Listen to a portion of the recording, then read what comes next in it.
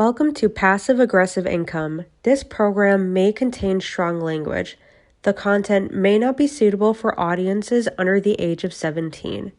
We understand many of our listeners may not agree with all of our personal viewpoints. We in no way, shape, or form mean to be offensive to anyone. Our show notes will provide all of our source material included for each episode. Now let's get passive aggressive.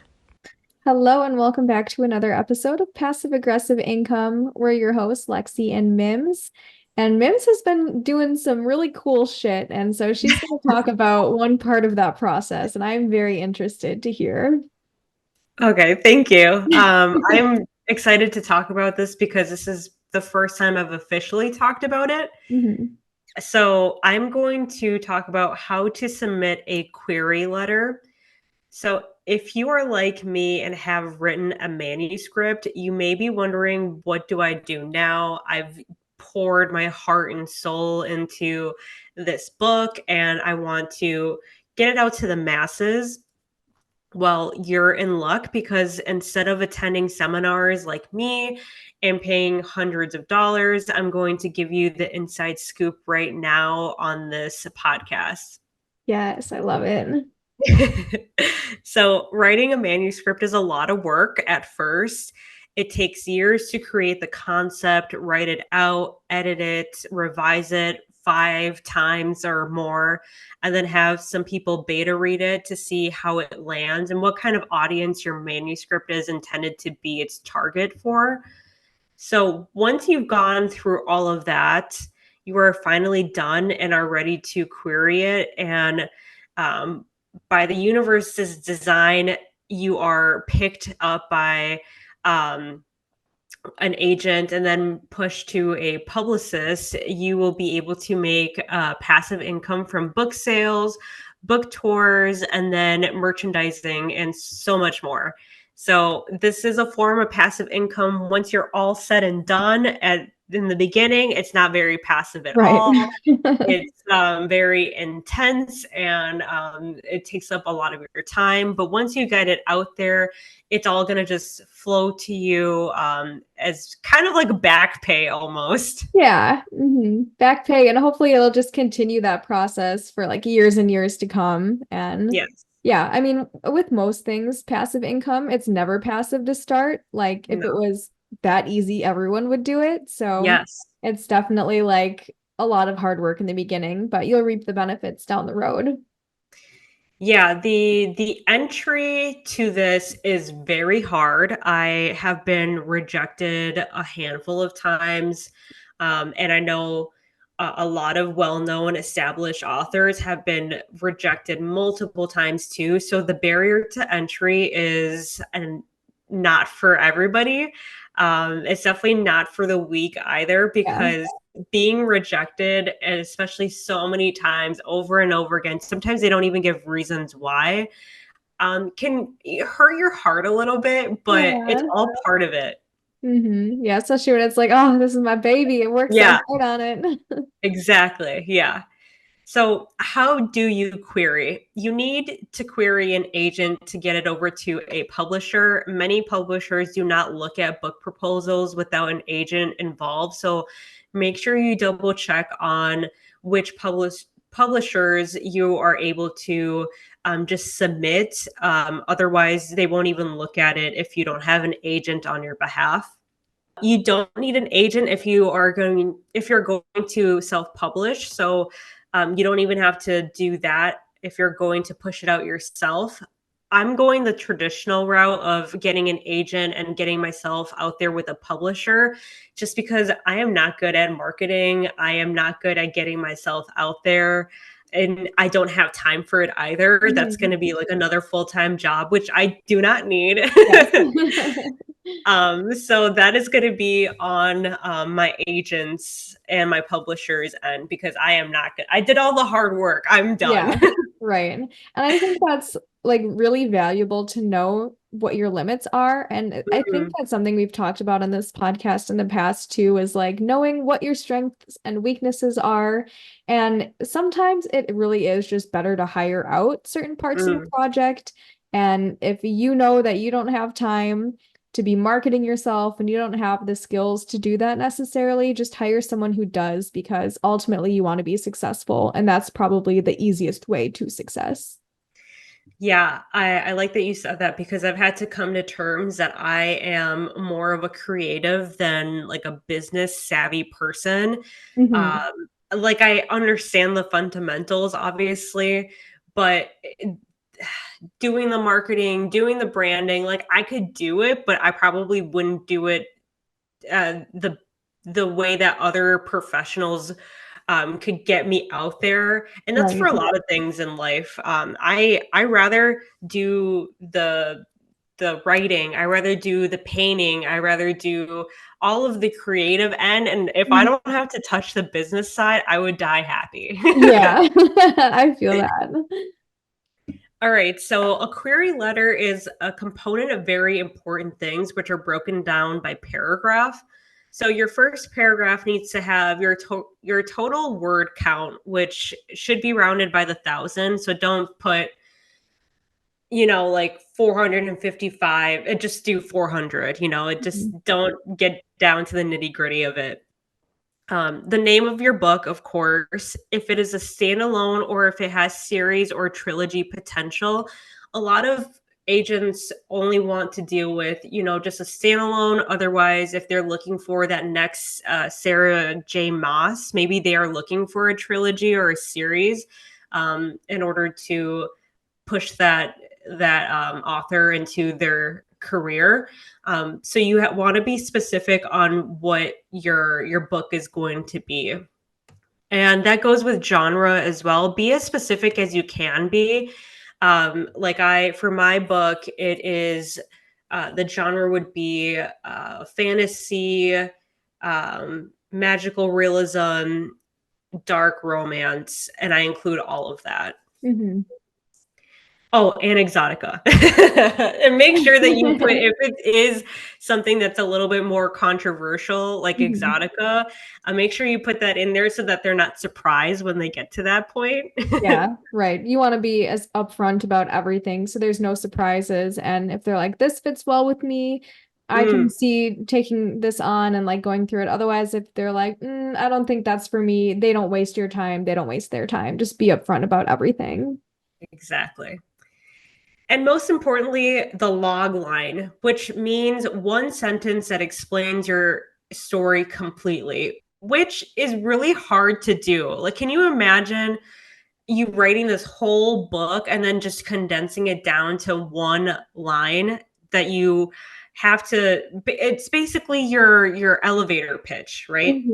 Yeah. And it was really hard for me to come up with. I sat down for at least 2 hours just trying to think of how do I get my point across, trying to encase everything that's in my book into one sentence, and it That's a was really hard. one sentence. Yes, one sentence. So you only have 5 seconds before that elevator door opens and your chance of that pitch Hmm. walking out of the door. What is it you're going to say in order for them to be like, "Oh, okay, I can stay here for a little bit longer and listen to Hmm. what else you have to say." Right. And so since I'm putting myself out there in the agent world, I can talk about it now. So my elevator pitch is it is the female version of the fall of Lucifer Morningstar. And I actually have had 2 agents really intrigued by my Woo! elevator pitch. So I'm like, okay, I'm doing it right. I think it Mhm. gets them thinking. So you make sure that you make it like you give a synopsis almost, but you don't give it Mhm. all away. It shouldn't be Right. it shouldn't be the vampire bride gets killed in a massacre on the Red Dawn Day. Like it shouldn't be your whole book, and like leave some mystery. Yeah, make them like want to come back and learn more and read it. Yeah. Yeah, that's really good. I like relating it to like a piece of pop culture that's well known because if Mm, someone's like, "Oh, like I'm so into that book or I'm so into yeah. that series," then like they can relate to it and be like, "The female version, like that sounds really cool." Yeah, exactly. And then your second paragraph is more about describing your manuscript. So it should be 2 to 3 paragraphs starting off with the main character and their current life state. For example, in the beginning of the Harry Potter movie, Harry Potter is an unhappy orphan living under the stairs at his aunt and uncle's home. So in your query letter, you wouldn't start off with saying Harry Potter is a wizard and goes to wizard school, because that's not their current state at the beginning Mm. um, of your manuscript. So you don't want to jump ahead and say this is where they're going to end up. Like, start it off with where they are, so that when you get to where they're going to be, it's a little bit more, like delicious. Yeah. I like that. Then you need to add the inciting incident. So the part of the book that everything hits the fan, which is then followed up with obstacles along the way and then the hero's dilemma. So if you have questions about which part is the inciting incident and which are the hero's dilemma, I would go on, a lot of people do YouTube episodes and they break it down off of their book. I don't really want to give away mine. So I'm not going to give you an example, but I'm sure other people online would be able to break it down a little bit more. Hmm. And then your third paragraph is all about your audience. So, who is your target audience? Is it middle schoolers? Is it professors? Is it the book club girlies? This needs to be outlined, because if you are first, do your research on who you're pitching. Because if Hmm. you're pitching a young adult agent and all they do is they only want to do young adult, or even like a middle school agent that only does middle school books, and you're pitching them exotica, that is, you're just going to get rejected like right on the spot. So don't Yeah. waste their time, don't waste your time. Know your audience. Good Yes. tip. Then you need to add 3 books that are similar to your manuscript, preferably books that have been recently sold within the last 5 years, so that it can have a possible following and to know that it is something that people are enjoying currently. Um, and people follow trends, especially with TikTok now and book talk. People Yeah. are, I know it's definitely a good marketing tool for authors without them even trying. So that's good on them. But um, the trends really make or break you, especially even if you have a good concept.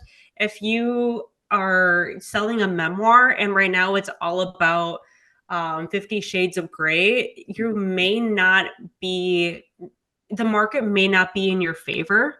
Hmm. Um, but that's not to say that you won't get published. Hmm.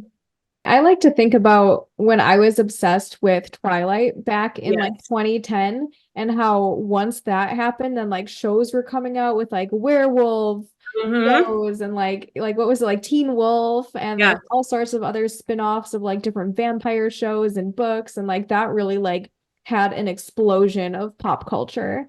So Yes. yeah, I think the timing of that is really important, because when people are into something, then you're going to start seeing it everywhere.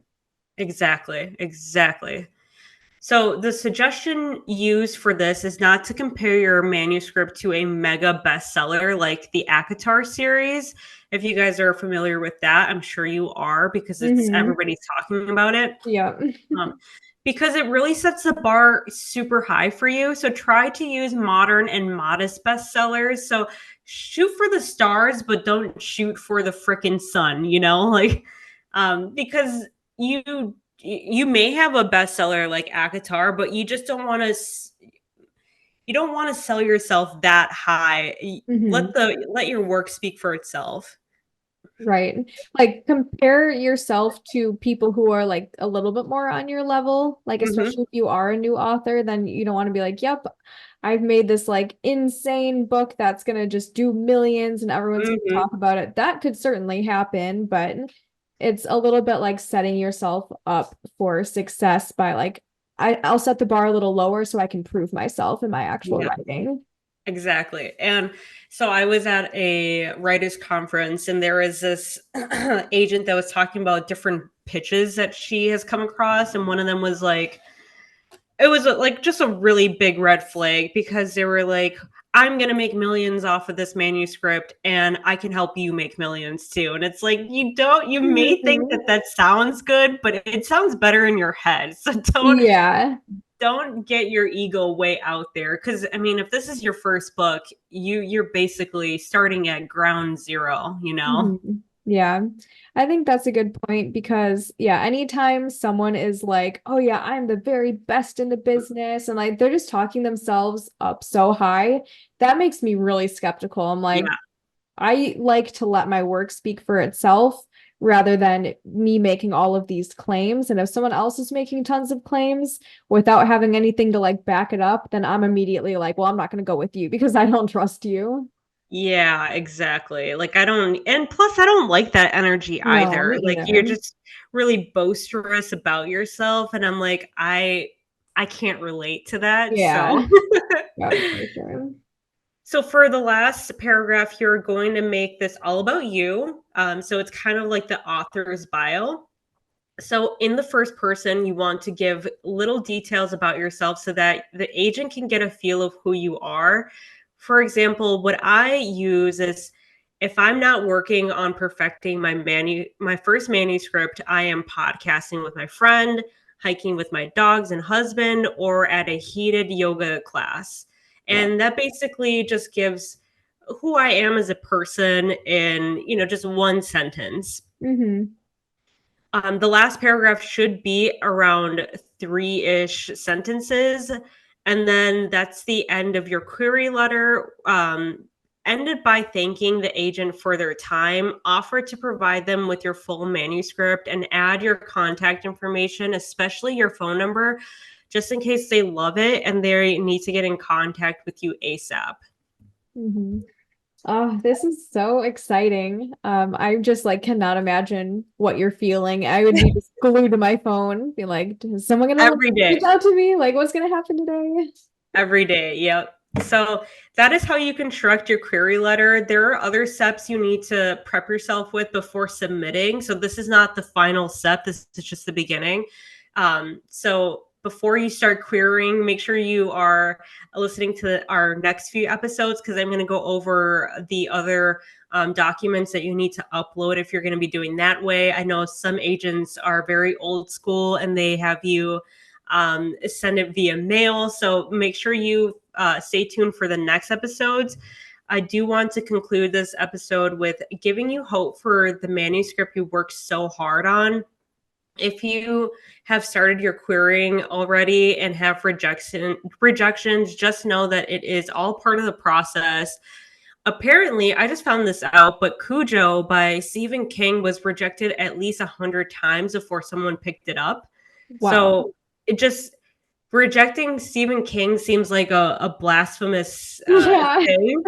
So if Stephen King gets rejected, you will probably get rejected. If you don't, um, awesome, you're a rock star. But it's Not the totally norm. normal. Yeah, Yeah.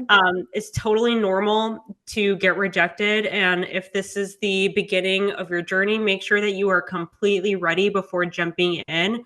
Reread everything and then reread it after that. Have somebody else read your Mhm. work that you trust. I don't entirely trust sending it to people to uh, read because I don't want anybody stealing my concept. So I have, a really good friend rereading it or my mother-in-law rereading it just to make sure that if they steal it, then that's terrible. And I know how to track them down. We got um, bigger problems if that's the case. we do. We do. Lastly, circling back to getting rejections, I was told at the conference I attended if your book is for everyone, your book is for no one. And that really hit home for me. Mm. So, not everyone is going to like your work or your photography or your podcast or your tattoos or your clothing line. But if you have a fan base or a loyal client, you know you're doing something right. So, keep that in mind. You're not going to be for everybody. Your writing style, your concept, even maybe you're not going to be for everybody.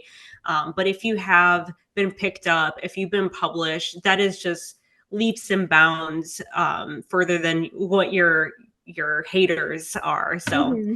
Yeah. that is my how to submit a query episode. Stay tuned to next week's episode. I'm going to dive into another um, thing that you need to do before submitting your query.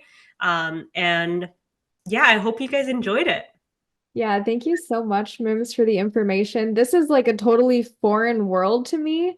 And I Yeah. feel like if you are an author, you're trying to get a book out there and you are really like taking this on by yourself, like you don't have someone who's telling you how to do these things. So I think having episodes like this is so important for the people who are just doing this all on their own because like we're not taught how to write I've never heard of a query letter until this I episode, know.